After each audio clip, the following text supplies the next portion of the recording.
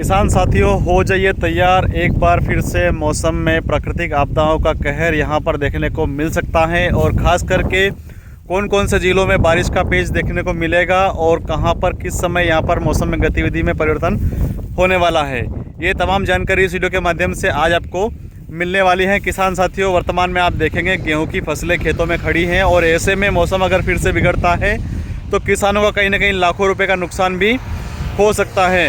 ऐसे में सबसे महत्वपूर्ण बात यहाँ पर ये देखने को मिल रही है कि जो वर्तमान में जो यहाँ पर आप देख रहे हैं, खास करके जो इंदौर, उज्जैन और ऐसे जो आसपास के जो क्षेत्र हैं, यहाँ पर अभी वर्तमान में पश्चिमी हवाएं चल रही हैं। पश्चिम दिशा से तीव्रता से हवा चल रही है और इसी बीच अगर हम बात करते हैं तो भिंड, मुरैना, दतिया और ग्वालियर ऐसे क्षेत्र हैं जहां पर पूर्वी हवाएं चल रही है।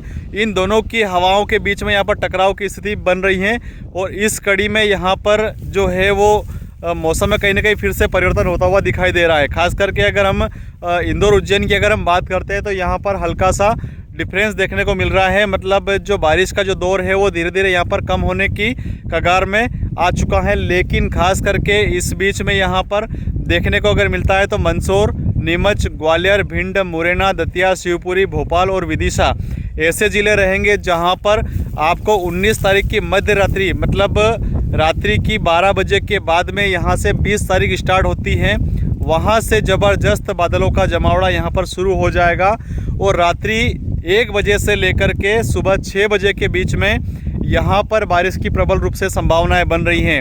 एक बार फिर से वो ज़िले आपको मैं रिमाइंड कर देता हूँ: भोपाल, विदिशा, भिंड, मुरैना, दतिया, ग्वालियर, मंदसौर, नीमच और उज्जैन के कुछ सटे हुए क्षेत्र। इन क्षेत्रों में यहाँ पर 19 तारीख की रात्रि यानी कि 20 तारीख का समय वहाँ से स्टार्ट हो जाएगा और रात्रि के समय में यहाँ पर बारिश का दौर देखने को मिल सकता है। बाकी जितने भी क्षेत्र हैं, मतलब आधा जो उज्जैन ज़िले का जो आधा हिस्सा है जो दक्षिणी दिशा के से जुड़ा हुआ है, उसमें बारिश की संभावनाएं लगभग नामात्र की रह जाएगी। बाकी मध्य प्रदेश के जितने ज़िले हैं वहाँ पर बारिश की संभावनाएं भी कम होती हुई नज़र आ रही हैं। लेकिन जो ज़िले मैं बता रहा हूँ सबसे ज़्यादा प्रभावशील ज़िले वही रहेंगे और इन ज़िलों में यहाँ पर बारिश की प्रबल रूप से संभावनाएं बन रही हैं। किसान साथियों, आज 18 मार्च हो चुकी है और आज आपको कहीं पर भी बादलों का जमावड़ा देखने को नहीं मिलेगा। इसके साथ ही आज हो सकता है आज बारिश भी कहीं पर भी देखने को नहीं मिलेगी। लेकिन 19 तारीख को दोपहर 3 बजे के बाद में आसमान में अच्छा खासा बादलों का पेज यहाँ पर जमना शुरू हो जाएगा और जिस प्रकार से आसमान में बादलों का जमावड़ा शुरू होगा और उसी बीच आप देखेंगे कि धीरे धीरे मानसून की गतिविधियाँ भी तेज़ होती जाएगी। अभी वर्तमान में आप देख रहे होंगे हवा पूरी तरह से ठंडी हो चुकी है। अभी भी हम नहाने के दौरान आपको गर्म पानी का सहारा लेना पड़ता है। उसका मुख्य कारण जो है वो पहाड़ी क्षेत्रों में यहाँ पर बर्फबारी हो रही है और ओलावृष्टि भी यहाँ पर हो रही है। जो उत्तर प्रदेश और उत्तराखंड जैसे आसपास के जो क्षेत्र हैं यहाँ पर बर्फबारी हो रही है और बारिश भी हो रही है। उसकी वजह से अभी ठंडी हवाओं का दौर यहाँ पर चल रहा है और मौसम में नमी बनी हुई है। और इस बीच में जो यहाँ पर मौसम में परिवर्तन होता हुआ दिखाई दे रहा है, जो ज़िले मैंने बताए हैं उनमें खास करके बारिश की संभावनाएं बची हुई है। शेष अभी वैसे 2 दिन 24 घंटे का समय और बचा है। हो सकता है भगवान की कृपा से और नवरात्रि में ये प्राकृतिक आपदाएं टल जाए।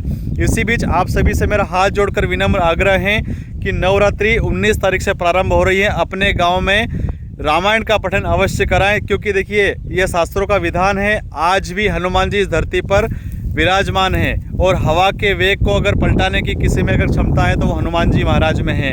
इसलिए आप रामायण का पठन अपने गृह क्षेत्र में, अपने नगर में अवश्य कराएं ताकि उसके प्रभाव से जो प्राकृतिक आपदा हैं ये टल जाएगी। हनुमान जी अगर चाहें तो अच्छी अच्छी विपदाओं को टाल सकते हैं। इसलिए नवरात्रि का भी समय है और ऐसा योग बार बार नहीं मिलेगा। हम किसान हैं और किसान कड़ी मेहनत करके इन फसलों को तैयार करते हैं और पकाते हैं। रात भर हमने खेतों में मेहनत की है। ठंड में हमने कड़ाके की ठंड के दौरान भी हमने काफ़ी मेहनत करके इस फसल को सजो करके इस मुकाम पर लाए हैं। और ऐसे में अगर फिर से प्राकृतिक आपदाएं कहीं ना कहीं अगर आती हैं तो निश्चित तौर पर हमें काफ़ी हद तक यहाँ पर निराशा देखने को मिल सकती हैं। तो इसलिए आप सभी से मेरा आग्रह भी करना चाहूँगा कि आप अपने गाँव में हनुमान जी का पठन कराएं, रामायण का पठन कराएं, हवन कराएं, ताकि इस प्रकार की जो प्राकृतिक आपदाएँ हैं वो टल सके। एक चीज़ और यहाँ पर महत्वपूर्ण रूप से आपको बताना चाहता हूँ कि जो यहाँ पर उत्तरी क्षेत्र से जो हवाएं चल रही हैं और उसी बीच यहाँ पर राजस्थान के जो सटे हुए क्षेत्र हैं, जैसे अब जयपुर की अगर हम बात करते हैं, खाटू श्याम की अगर हम बात करते हैं, कोटा क्षेत्र की अगर हम बात करते हैं तो यहाँ पर बादलों का अच्छा खासा पेज देखने को मिल सकता है, चूँकि इसके जो प्रभाव है वो यहाँ पर इन क्षेत्रों में बहुत ही अत्यधिक मात्रा में देखने को मिल रहे हैं। इसके साथ ही अगर हम बात करेंगे कि जो दक्षिणी क्षेत्र जो है मध्य प्रदेश के, उन जिलों में बारिश का प्रभाव थोड़ा कम होता हुआ दिखाई दे रहा है। जैसे जैसे समय जा रहा है वैसे वैसे यहाँ पर मौसम में परिवर्तन भी होता हुआ दिखाई दे रहा है। आधे से अधिक उज्जैन जिला भी उसमें हो सकता है बारिश से वंचित रह जाए, लेकिन सबसे जो महत्वपूर्ण समय है वो सबसे महत्वपूर्ण समय 19 तारीख की मध्य रात्रि यानी कि 20 तारीख यहाँ पर स्टार्ट हो जाएगी। रात्रि 1 बजे से लेकर के सुबह 8 बजे 9 बजे तक अगर आपके यहाँ बारिश नहीं हुई है तो फिर वहाँ पर बारिश नहीं होगी और उसके बाद में मौसम धीरे धीरे साफ़ होना शुरू हो जाएगा। तो ये जो महत्वपूर्ण समय है, इस दौरान या तो आपकी गेहूं की फसल अगर आ चुकी है तो निश्चित तौर पर आपको फसल काट लेना चाहिए। हालांकि फसल गीली है और मैं आपको ये भी नहीं कहूँगा कि गीली फसल आप कटवा लीजिए, चूँकि हमारा जो पहला कर्तव्य होता है किसानों को अलर्ट करना। और ऐसी परिस्थितियाँ हैं कि अगर हम फसल को अगर खड़ी रखते भी हैं और इस प्रकार की अगर प्राकृतिक आपदाएँ हो जाती हैं तो निश्चित तौर पर काफ़ी हद तक नुकसान देखने को मिल सकता है।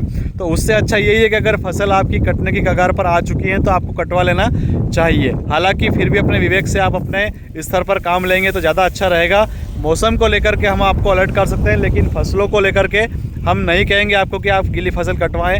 सब फसल अगर पक चुकी है तो निश्चित तौर पर आपको कटवा लेना चाहिए। खासकर जो महत्वपूर्ण समय है वो 20 तारीख का सुबह का समय है। वो समय अगर टल जाता है तो उसके बाद में प्राकृतिक आपदाएं कहीं पर भी देखने को नहीं मिल रही हैं। खास करके एक चीज़ और भी यहाँ पर महत्वपूर्ण रूप से आपको सावधान रहने की आवश्यकता है।